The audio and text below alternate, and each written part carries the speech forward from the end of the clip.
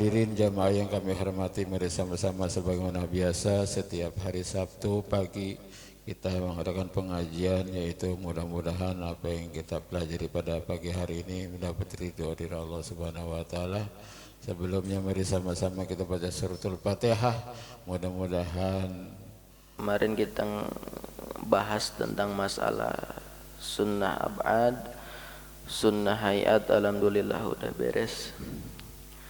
Tentang perkara yang membedakan antara laki-laki dan perempuan. Lanjut sekarang pembahasan mengenai pembatalan solat. Di perkara-perkara yang bisa membatalkan solat kita, mungkin kita belum sadar, belum tahu apa saja pembatalan solat atau perkara yang bisa membatalkan kita solat. A'udzu billahi minasyaitonir rajim. Bismillahirrahmanirrahim. Ya musannif, ajengan musannif akan menjelaskan tentang perkara yang bisa membatalkan salat. Walladzi yabtulu salata 11. Adapun perkara yang akan membatalkan salat itu ada 10 perkara, ada 11 perkara. Mana yang pertama, al-kalamul amdi, berbicara di dalam solat dengan sengaja. As-solihi, yang ucapannya ini benar, artinya perkataan di dalam solat yang tidak ada hubungannya dengan kemaslahatan solat. Misalkan kita lagi solat, tiba-tiba ada kurir paket, tunggu bang, sholat dulu, lagi sholat, otomatis batal itu mas sholatnya. Li khatibil adamiyyi, karena mengikuti ucapan bangsa Adam. Atau misalkan ada orang lagi bersin, tiba-tiba kita baca alhamdulillah. Atau kita misalkan lagi sholat, tiba-tiba ada orang yang salam assalamualaikum, kita jawab lagi sholat waalaikumsalam, batal sholatnya. Sawa'un tu'alliku bimaslahati sholat aula, sama bila mana ada perkara yang diucapkan di dalam sholat walaupun itu ada hubungannya dengan kemaslahatan sholat. Mana ada yang ada hubungannya dengan kemaslahatan sholat? Seperti kemarin, ketika imam salah dalam membaca surat atau dalam rukun atau enggak tahiyat awal, otomatis jamaah yang di belakang ngasih tahu dengan mengucapkan subhanallah. Tapi mengucapkan subhanallahnya ini bukan niat zikir atau bukan niat ngasih tahu. Jadi enggak niat zikir, enggak niat ngasih tahu, tapi mutlak niat ngasih tahu doang. Padahal ada hubungannya dengan kemaslahatan solat, maka batalat solatuhu, batal solatnya. Jadi kalau ngasih tahu imam yang di depan, jangan hanya sekedar ngasih tahu bahwa imam salah, tapi harus ada niat zikir. Kalau misalkan cuma sekedar ngasih tahu bahwa imam salah, maka batal solatnya. Karena tu'alliku bimaslahati solat, yang ada hubungannya dengan solat pun itu bisa membatalkan solat. Seperti contohnya tadi, membaca tasbih karena ngasih tahu bahwa imam itu salah. Ulama mengatakan di sini perkataan yang bisa membatalkan solat ini bila mana lebih daripada tiga huruf. Atau seperti batuk, nanti batuk mah ada di depan, atau bukan batuk tapi dehem. Tapi dehemnya ini ya sengaja dehem aja. Tapi kalau misalkan dehemnya ini membenarkan suara, atau kita lagi serak, atau tenggorokan kita lagi gatal, boleh dengan tujuan membenarkan suara. Tapi kalau misalkan tujuannya itu hanya ada janda lewat misalkan pinggir jalan, karena sholatnya ini dekat pinggir jalan, tiba-tiba ngedehem, batalat sholatuhu, itu mah batal sholatnya. Wal amalul kasir, selanjutnya yang bisa membatalkan sholat itu amalul kasir. yaitu melakukan pekerjaan lebih daripada 3 kali yang tidak ada hubungannya dengan sholat. Al-mutawaliyu kasalasi khutwatin amdan kana dzalika usahwan. Yang berturut-turut, syaratnya ini berturut-turut, kasalasi khutwatin, seperti 3 langkah. Jadi bila mana kita melaksanakan pekerjaan di dalam sholat yang berturut-turut 3 kali, itu bisa membatalkan sholat. Contoh, Sami Allahu liman hamidah 1, 2, 3. Nah, itu membatalkan sholat. Maka ketika Sami Allahu liman hamidah simpan di sini, atau Sami Allahu liman hamidah, usahakan tangan ini jangan gerak. Atau misalkan gatal di pipi, 1, 2, 3. Nah, itu mutawali namanya, berturut-turut, itu membatalkan sholat. Bagaimana kalau gatal biar kagak ngebatalin sholat? Pegang, jangan sampai ini gerak. Kalau jari mah gerak enggak masalah, garuk. Nah, ini tidak membatalkan sholat. Atau tiga langkah. Kalau misalkan kita lagi sholat, tiba-tiba di depan kita ada najis, atau tiba-tiba lagi sholat ada cicak kita geser 1, 2, 3, itu membatalkan sholat. Bagaimana kalau enggak batal? Jangan mutawali. Bismillahirrahmanirrahim. Langkah. Alhamdulillahirabbil alamin arrahmanir rahim maliki yaumiddin. Langkah. Jadi ngelangkahnya jangan berturut-turut, tapi harus diselang dulu dengan bacaan. Nah, itu perkara itu kalau tidak mutawali, tidak membatalkan sholat. Begitu menyambung pertanyaan kemarin yang masalah ketika kita sudah berjamaah, tiba-tiba di belakang kita ada yang nepuk lagi ngajak berjamaah. Nah, yang ditepuk itu jamaah sebelah kiri, yang di depan, agar yang belakang ini mundur. Jadi yang di belakang nanti mundurnya ke sebelah kanan. Karena ketika kita berjamaah cuma 2 atau 3 orang, itu usahakan ini lebih condong ke sebelah kanan. Maka yang ditepuk itu sebelah kiri, jamaah yang sebelah ini harus ngerti, harus mundur ke belakang, sebelah kanan. Jadi posisinya nanti pas. Yang penting mah jangan mutawali. 1, Alhamdulillahirabbil alamin, baru mundur 2.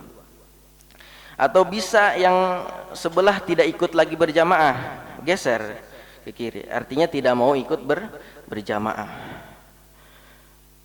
Itu menyambung pertanyaan yang kemarin PRW. Walau waqa'a ala saubihi najasatun yabisatun fanafadha saubahu halan lam tabtul salatuhu. Bila mana kita sedang sholat tiba-tiba datang cicak. Nah, ketika datang cicik misalkan di lengan baju, langsung kita sentil. Nah, itu malam tabdul salatuhu, tidak batal sholatnya. Jadi bila mana kita kedatangan najis, yang najisnya itu yabisatun itu najis yang baru yang masih basah, seperti cicek yang kita lagi sholat tiba-tiba cicek terus nempel di baju kita, kan itu nya masih basah. Nah, bagaimana supaya tidak batal sholatnya? Ketika Allahu Akbar cukup disentil, langsung dihilangkan. Nah, itu malam tabtul salatuhu, tidak batal sholatnya. Jangan didiemin. Bila mana datang najis langsung buang, tapi buangnya ini jangan sampai menggerakkan anggota badan ini lebih daripada 3 kali. Ya caranya seperti ini. Kalau misalkan ada di sini cukup kita tempelin ini. Yang penting mah ini jangan gerak, cukup disentil. Atau misalkan di sini, nah itu tidak membatalkan sholat. Tak kalau misalkan langsung dibuang ketika sholat. Beda masalah dengan najis yang memang dimakfu sama agama, seperti air kencing bayi yang memang bayi ini masih dalam usia 1 bulan sampai 6 bulan.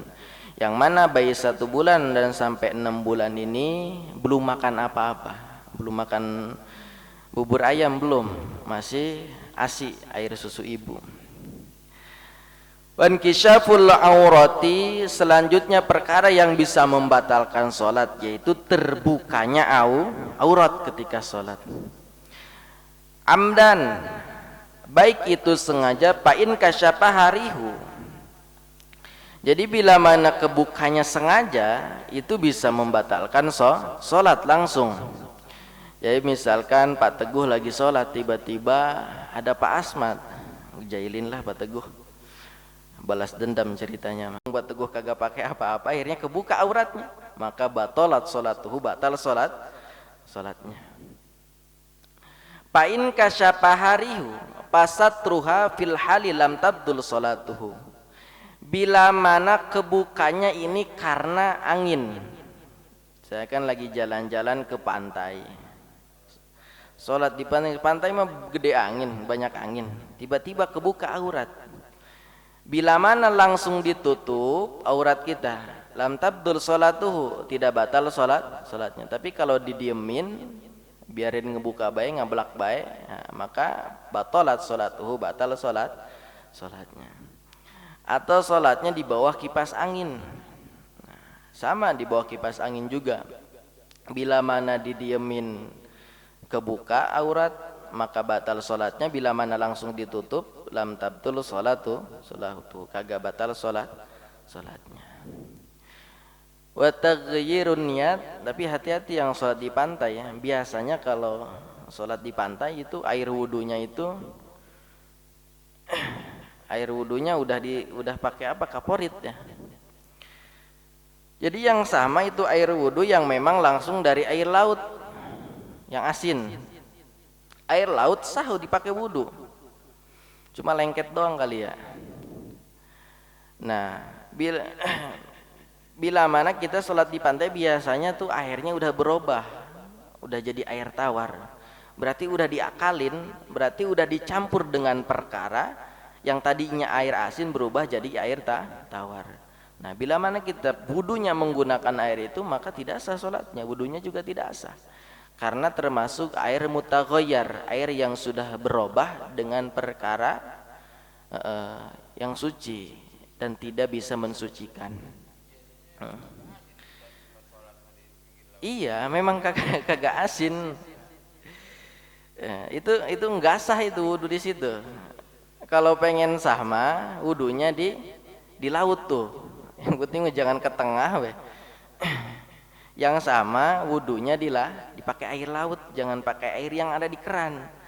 Karena biasanya rata di pantai manapun, biasanya air di kerannya itu bila mana ada tempat sholat, itu airnya sudah tawar. Nah, airnya bukan air asli jadinya. Karena sebenarnya mah padahal air laut itu bisa dipakai bersuci.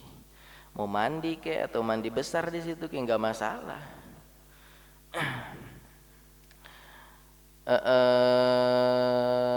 Wa taghyirun niyat, selanjutnya yang bisa membatalkan sholat itu berubahnya niat di dalam hati.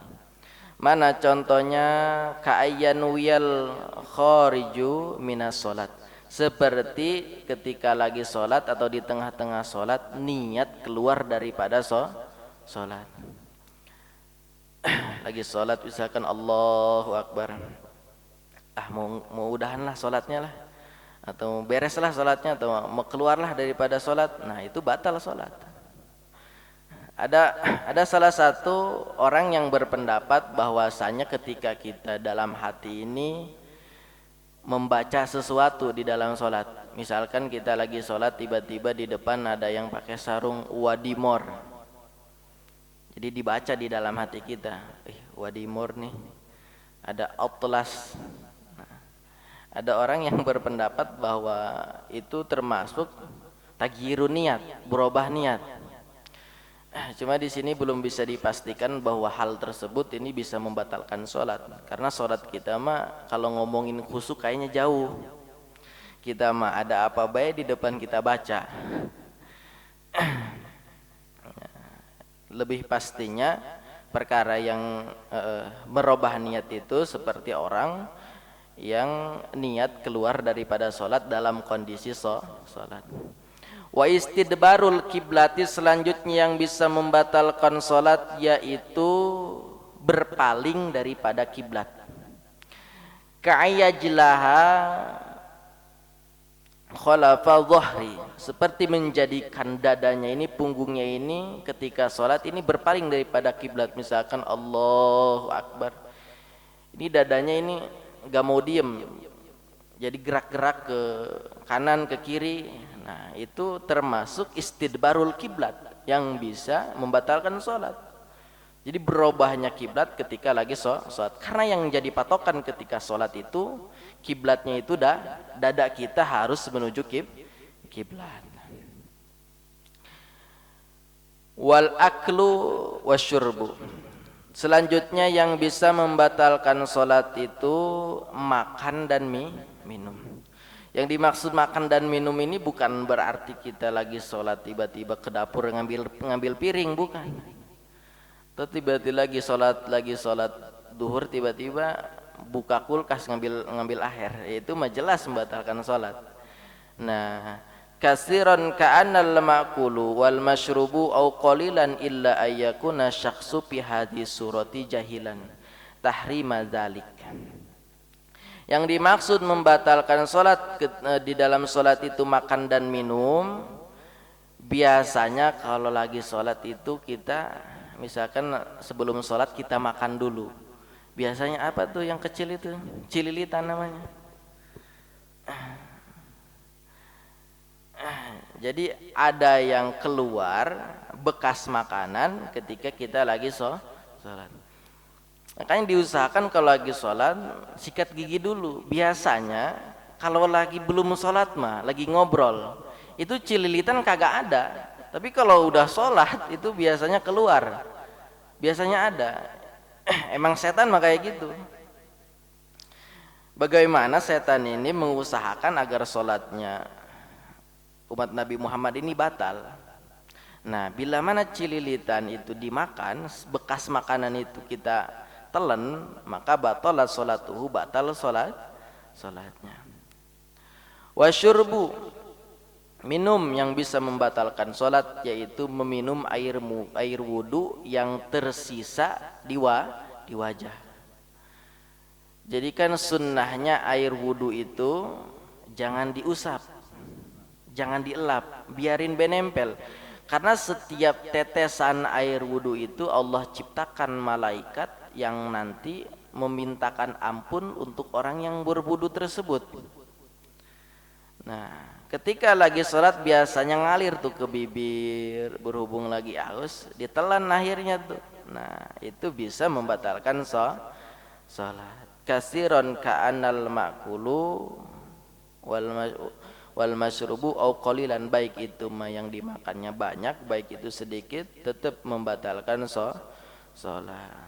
Terus bagaimana kemarin lagi dimakanin baik itu bekas makanan lagi sholat, nggak tahu kalau itu bisa membatalkan sholat.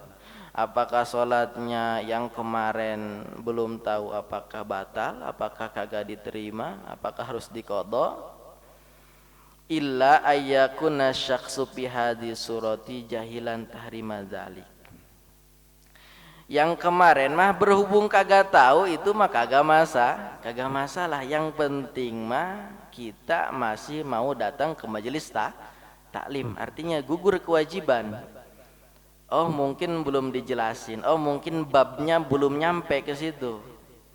Nah sekarang illa ayakuna syakh, sekarang udah tahu, jangan lagi dimakanin baik, cukup. Setelah tahu bahwa perkara tersebut haram, jangan dilaksanakan. Salat yang kemarin gak usah diqadha, tetap sah karena ketidaktahuan bahwa perkara tersebut haram, tidak diperbolehkan di dalam salat.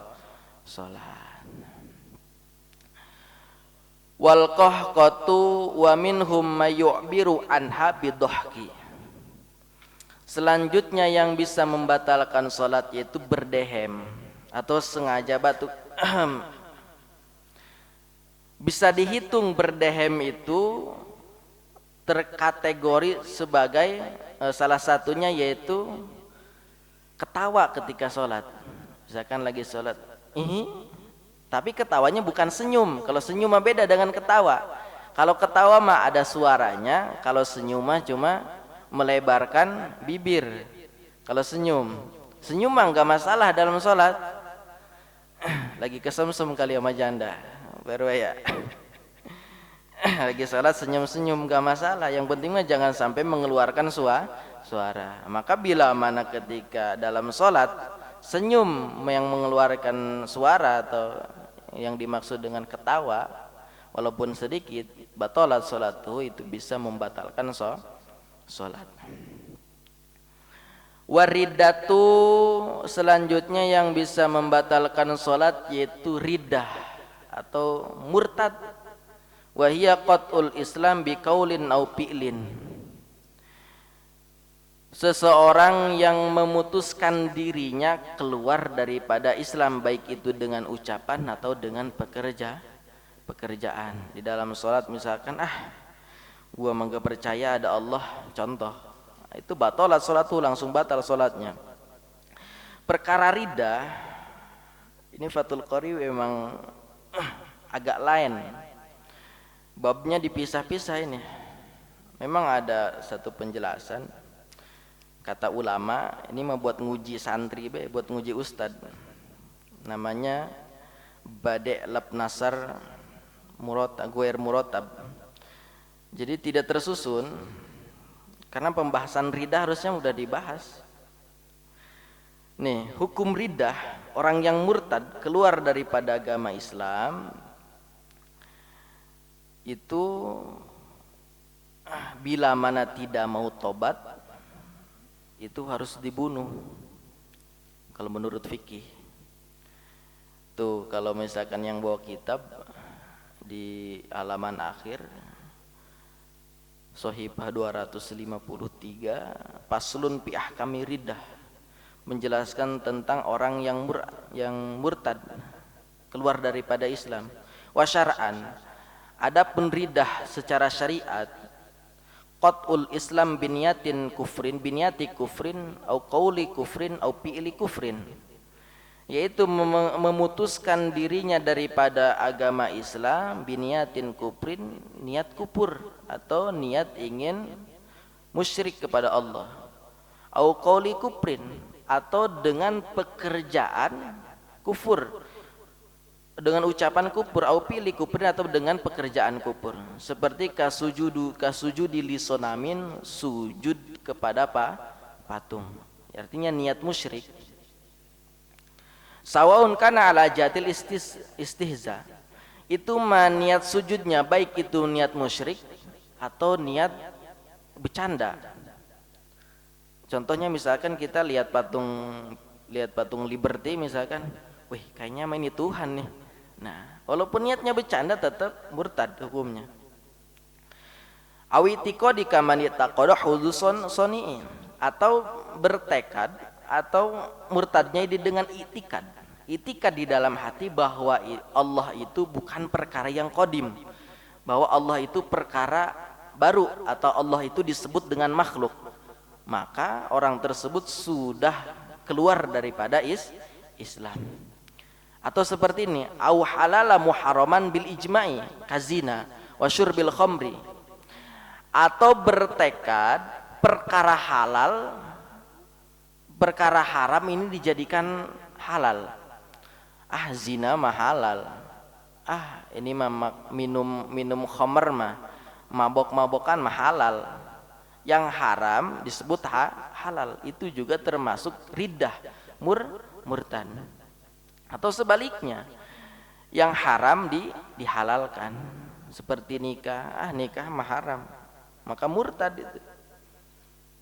Karena sudah ijma ulama bahwasanya zina terus minum khamr itu diharamkan oleh agama. Jangan sesekali kita bertekad bahwa itu halal, karena akan murtad atau keluar daripada Islam. Maka syaratnya ustutiba wujuban fil hali fil asoh, orang yang murtad dengan perkara yang disebut tadi harus tobat pada saat itu langsung, menurut kaul asoh.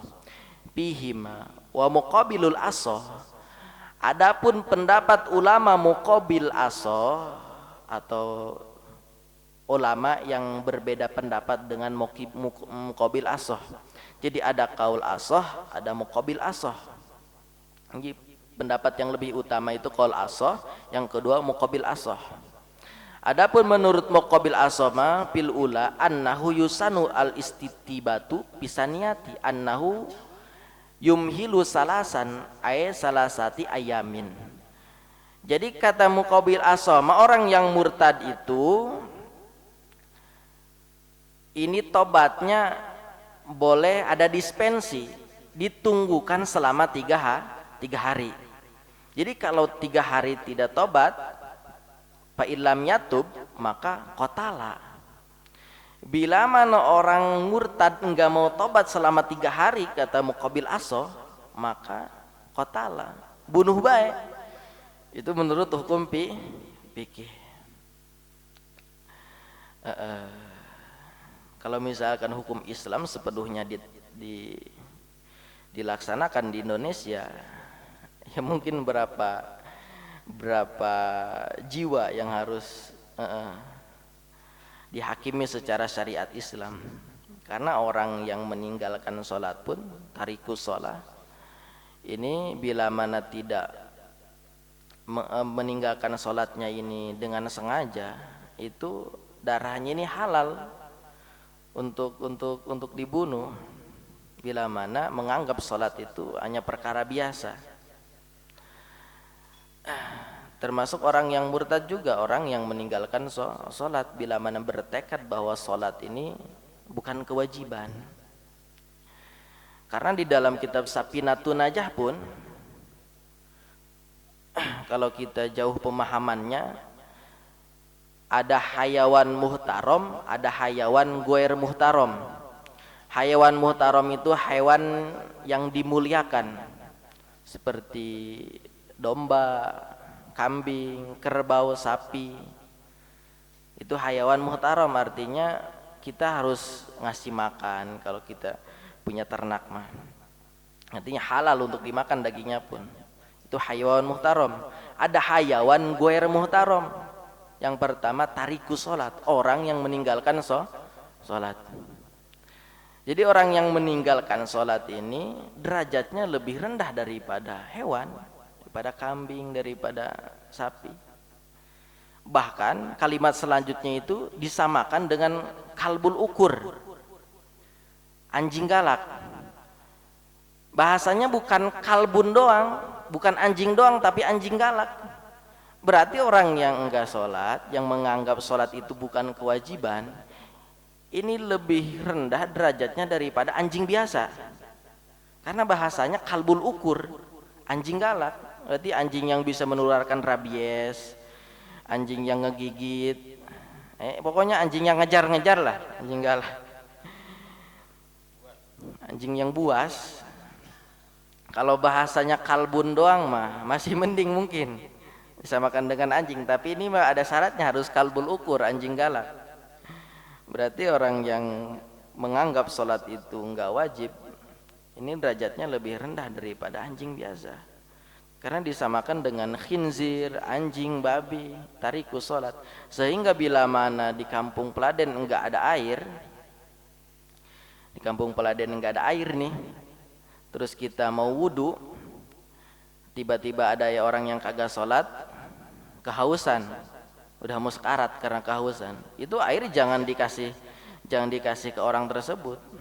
Bahkan bila mana ada kambing yang kehausan, lebih kata ulama fikih harus dikasih ke kambing daripada ke orang yang meninggalkan sholat yang dalam keadaan kehausan. Jadi dia mau meninggal kayak biarin.